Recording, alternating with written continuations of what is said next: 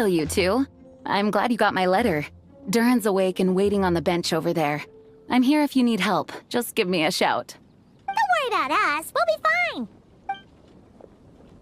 Oh, hey, you two. I just remembered what happened right before I passed out. Thanks for holding me back. I shudder to think what might have happened if you hadn't. I'm fine now. It's just... a lot of people seem to have forgotten me. Don't worry. We'll figure out a way to fix this. Why don't you start by telling us what happened? It felt so strange. After I realized no one recognized me anymore, I suddenly felt like I'd completely lost contact with my body. Abyssal power lies sealed within this body I inhabit. So when I lost my connection to it, I lost control of that power too. It wasn't until I heard everyone calling my name that I was able to reconnect with my body. You lost contact with your body? Does that mean there's something wrong with it? Sounds like we need Albedo more than ever. I don't think the problem lies in Albedo's alchemy. Huh. But then, why are people forgetting you? Guess that's what we need to figure out. That means we need Alice for sure. But it's been ages and she still hasn't been in contact. Now would be a really good time for a hint. How could the story's budding branches even hope to reach beyond the towering walls? Leaving the castle, the witch went off in search of the tallest, grandest tree in the whole world. High up in the canopy of that tree, she sought a resting place, a refuge where the little sapling might take root. Go to that place. For it was there that the sapling felt its first breath of wind. Huh? Was that another clue? Does that mean the story isn't over yet? Leaving the castle. It just occurred to me. If this story is all about my own experiences, then wouldn't what happened after I left Simulanka be part of it too? But how could she possibly know exactly what would happen? And even if she did, how could we know when the story was complete? Yeah. Since we can't reach Alice right now, we'll just have to get to the bottom of this ourselves. But first, we gotta figure out where this riddle wants us to go. The tallest, grandest tree in the whole wide world. Huh. The only place that ever gave me that feeling was the one I ended up in right after leaving Simulanka. They had great coffee there, too. And so many books you'd never run out of things to read. Think about it. Our search in Mondstadt began in a library, right? Well, Sumeru City's got one of those, too. And it's absolutely huge. What do you say? Should we try looking there? Huh. That does kind of make sense. And it's not like Paimon's got a better idea. Alright, let's just give Jean and the others a heads up first. Well, it sounds like you've got a plan, so I won't interfere. All I ask is that you stay safe. Albedo won't be back for some time, and until he is, we can't know for sure how dangerous Durin might be in his current state. I'm so sorry about what happened before. Believe me, I'm not blaming you, and neither is anyone else here. If anything, it's the opposite. We're all just worried about you. Worried? About me? Come with me. I want to show you something. As soon as they heard you were awake, they all hurried over to see how you were doing. You all came to see me? A little birdie told me you're working on finishing a storybook. So maybe all those people losing their memories is just a plot twist, waiting to be resolved. Miss Lisa, you always seem to know how to put my mind at ease. Please, everyone, don't worry about me. When I get back, I'll find a way to complete my mother's story, and the one we started, too.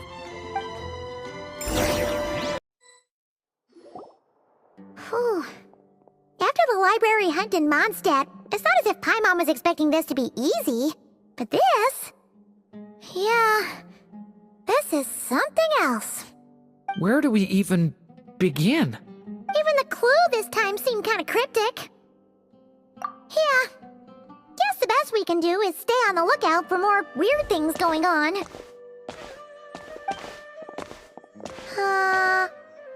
Huh? Sorry, what was that? I'm here to return Volume 5. According to the catalog, Volume 5 of this series is not available for loan. I can't accept the return of a book that was never checked out in the first place. Let me put it this way. My copy is complete. Yours, on the other hand, is missing large amounts of content. So you should swap it for mine instead. Sir, you have to understand. Managing a library is a serious business, and we have protocols in place for this kind of thing. I can't just replace an important volume in our collection based on nothing more than your word. Hey! Look what the Wandering Tom dragged in! Oh, it's you. And, what is it you're doing here? I'm a traveling scholar, as you know. Isn't a library the most natural place for me to be? Well, the last time we saw you was all the way in Nodcry. Paimon just didn't expect to suddenly see you in Sumeru, that's all. There were some things I needed to come back and take care of. Some documents had gone missing, so I tracked them down, restored them to their original condition. And now, I'm here to return them. And considering what I'm planning to do next, it feels like a weight off my shoulders. What's going on with you, huh? You look like a kicked puppy. Hat guy. Ah, at least you haven't forgotten about me. What's that supposed to mean?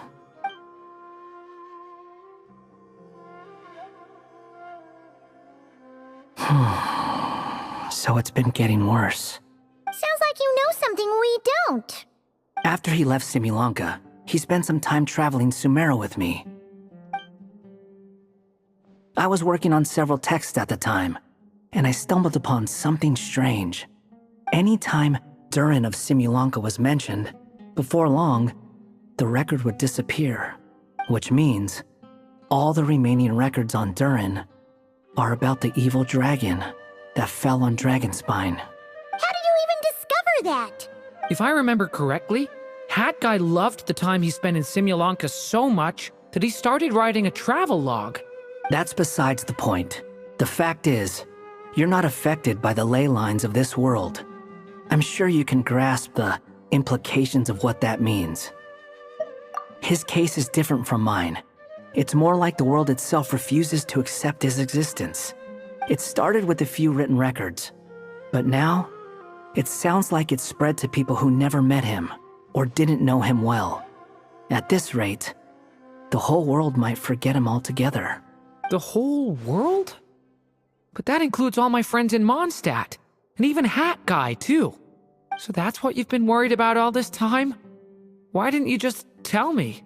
There are more important questions right now, like figuring out how to fix this. That mage clearly cared a lot about her child. She left that book behind for a reason. If you want answers, isn't that the place to find them? You think that didn't occur to us already?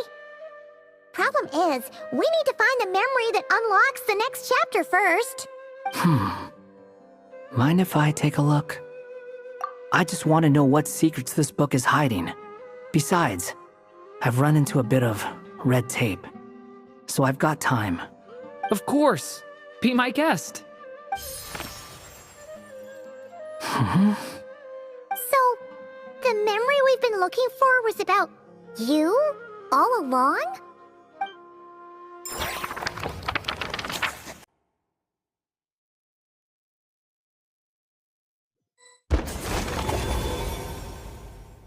The little dragon became companions with a stray cat with dark blue fur.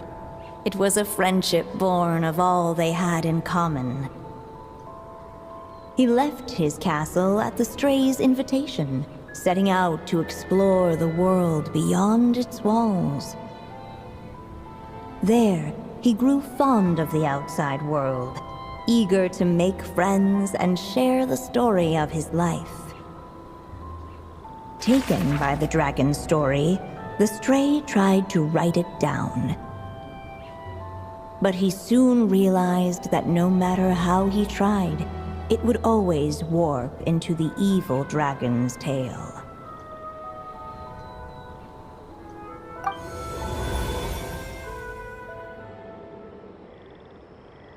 So, this is the world where this chapter takes place? Looks like we're at the top of some kind of gigantic tree. This one must be about what happened to me when I first arrived in Tevat. No wonder the memory that unlocked it was about Hat Guy. Most of my memories from that period were. Hold on. Anyone want to explain how I ended up looking like... Maybe you've become a character in the story too. You see me as a stray cat? A wandering Tom, to be exact. You should count yourself lucky. Of all Durin's friends, your character is by far the most memorable. Maybe it's because I've known Hat Guy for longer, so my impression of him is more vivid than the others. Vivid? Then how come you haven't changed one bit? Guess that means the impression the Traveler left was so vivid, it didn't need changing.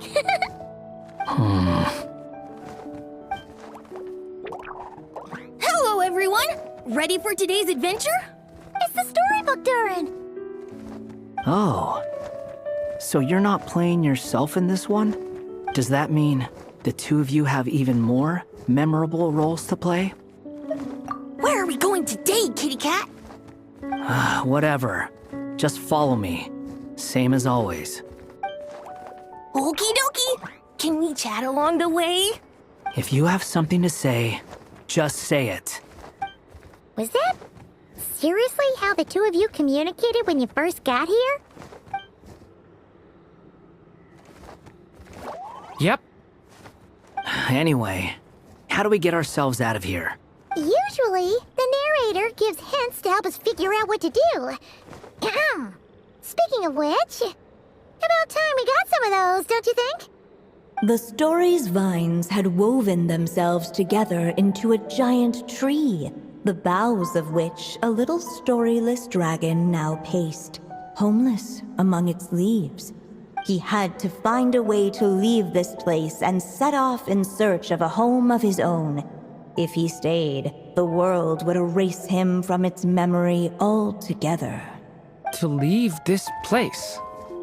But where am I supposed to go? The little dragon felt completely lost. Just like the vines, the road ahead branched off into different directions, twisting and turning before disappearing into the mist. But as luck would have it, a prophetess waited up ahead. Perhaps she might know where each path might take him.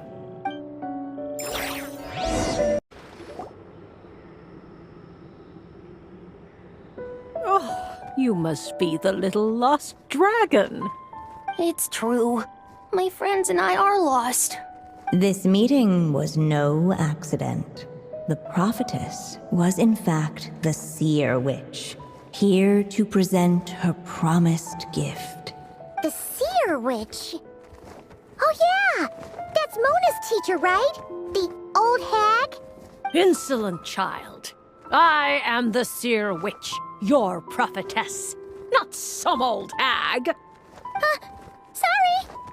Now, little lost dragon, I have come to bestow the gift I once promised.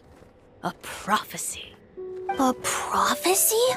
Hear me now, for my prophecy is this.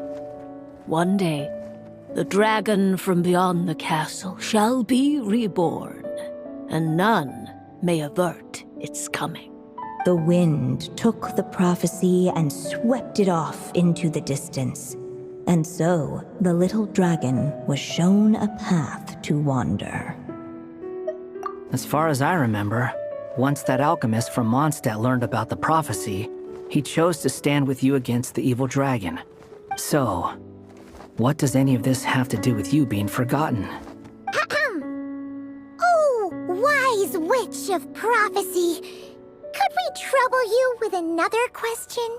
As enigmatic as she was elegant, the Seer Witch spoke no more, for her thoughts had long since returned to the starry firmament above.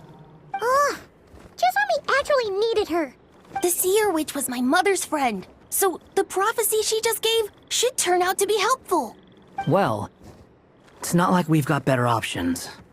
But if all we need to do is leave this place, which path should we take? Why don't we take a look around?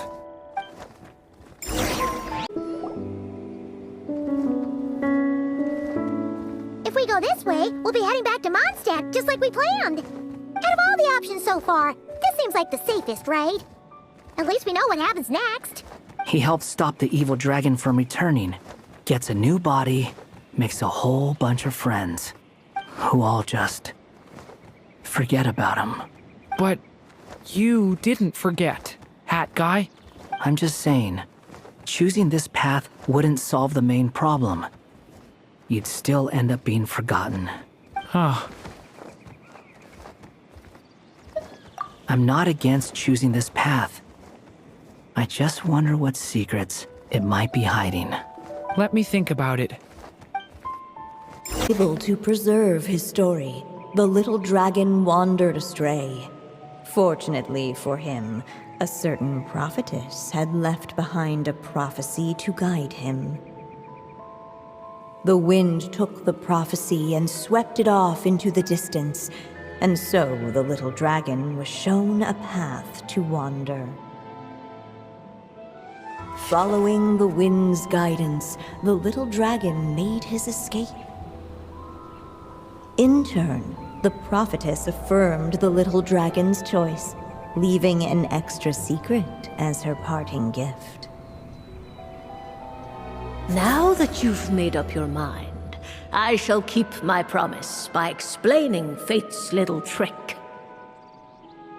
Long, long ago, the gods of the high heavens gave the world outside the castle a magic of its own. They called it storytelling. It was a magic of almost unshakable power that governed how people met, grew close, and understood one another. Each person had a story meant for them and them alone, one whose ending was written in the heavens long ago. In truth, your story and the evil dragons are simply two versions of the same tale, and that is something the magic of storytelling cannot abide. Beyond the castle's walls, your story cannot take root, for the evil dragon's tale has done so already.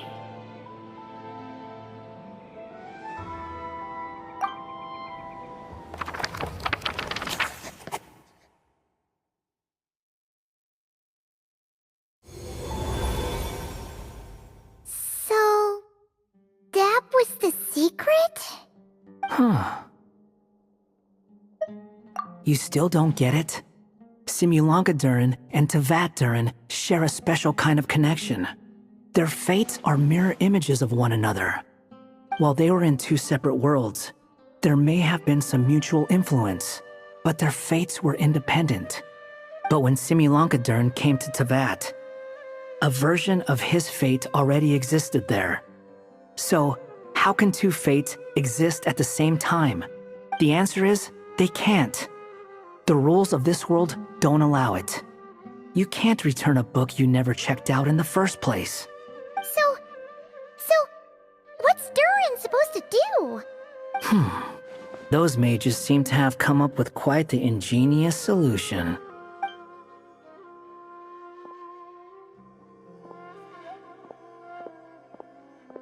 I'm here to make a return. As I said, there's no record of Volume 5 of this series ever being checked out. Then just think of this as Volume 6. Based on what I know, the author was planning on publishing another volume anyway. The catalog does have a slot reserved for Volume 6. So, this is it? Sure, let's go with that.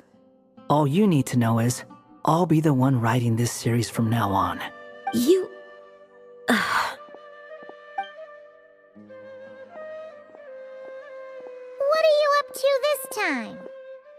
Remember the red tape I mentioned before? Well, I just took care of it. Now, I guess you'll be off to see your alchemist friend? It should be pretty obvious by now. He has the answers you're looking for. Well, we do have a whole bunch of things to confirm with Albedo, that's for sure. But didn't Jean say he'd be gone for quite a while? I'll join you. Just let me know when it's time to go. Hat guy? Don't sound so surprised. I'm part of this story too, aren't I? I'm just playing my role. Well, yeah. But it's not that. I just feel like you want to help, but something's holding you back. When I first realized you were being forgotten by the world, I thought it might be because you spent too much time with me. I even thought cutting our ties might be the only way to fix it. Why would you think that?